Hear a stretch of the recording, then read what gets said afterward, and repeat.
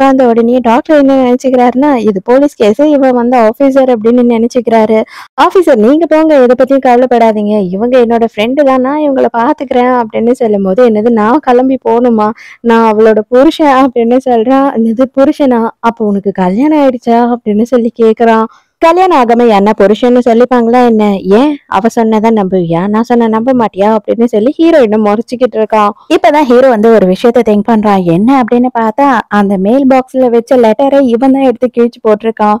இவன் பேசுறத பார்த்து டாக்டர் பயந்து தலை தெறிக்க ஓடிடுறாரு. உடனே இவ கேக்குறா, எதுக்காக இப்ப அவனை பயமுறுத்துனீங்க? அவன் என்னோட ஸ்கூல்மேட். அவன் ஏதோ என்கிட்ட சொல்ல வந்தான்.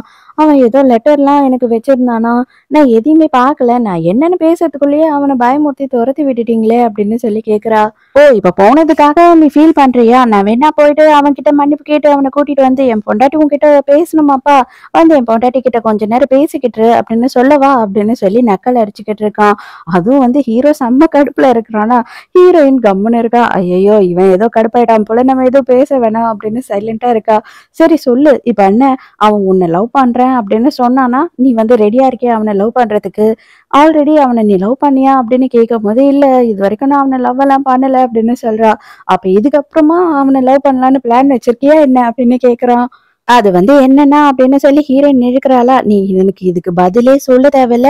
நீ அந்த மாதிரி எதனா ஐடியா வச்சிருந்தீன்னா அதை தயவு செஞ்சு மாத்திக்கோ அப்படின்னு சொல்லிட்டு ஹீரோயினை இழுத்து பிடிச்சி கிஸ் பண்ணிடுறான். ஹீரோயின் கடுப்பாயிடுறா. இப்ப எதுக்காக நீங்க என்ன கிஸ் பண்ணீங்க? நீங்க எதுக்காக கிஸ் பண்ணீங்க அப்படின்னு சொல்லி கேட்டுக்கிட்டே இருக்கும்போது, ஆமா நான் கிஸ் பண்ணேன். நான் என்ன உன்னோட புருஷன் அப்படின்னு சொல்றான். என்னது நீங்க என்னோட புருஷனா? அதெல்லாம் ஒண்ணும் கிடையாது. எங்க அண்ணா சொன்ன ஒரே காரணத்துக்காக தானே நீங்க கல்யாணம் பண்ணிக்கிட்டீங்க. அது மட்டும் இல்லாம உங்க தாத்தா உன்ன கல்யாணம் பண்ணிக்கோ, கல்யாணம் பண்ணிக்கோ அப்படின்னு தொல்லை பண்ணதுனால தானே கல்யாணம் பண்ணிக்கிட்டீங்க அப்படின்னு சொல்லி கேட்கும்போது, நான் அந்த மாதிரி உன்கிட்ட என்னைக்குமே சொன்னது இல்லையே. உங்க அண்ணன் உன்னை என்கிட்ட பாத்துக்க தான் சொன்னான். கல்யாணம்லாம் பண்ணிக்க சொல்லல அப்படின்னும் போது, என்னது கல்யாணம் பண்ணிக்க சொல்லலையா?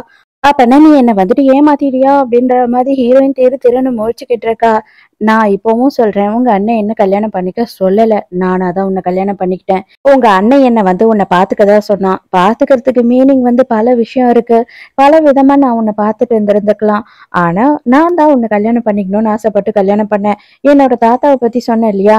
என்னோட தாத்தா கிட்ட நான் நோன்னு சொன்னேன். என்னை யாராலையும் கம்பல் பண்ணி எதுவும் பண்ண வைக்கவே முடியாது அப்படின்னு சொல்றான்.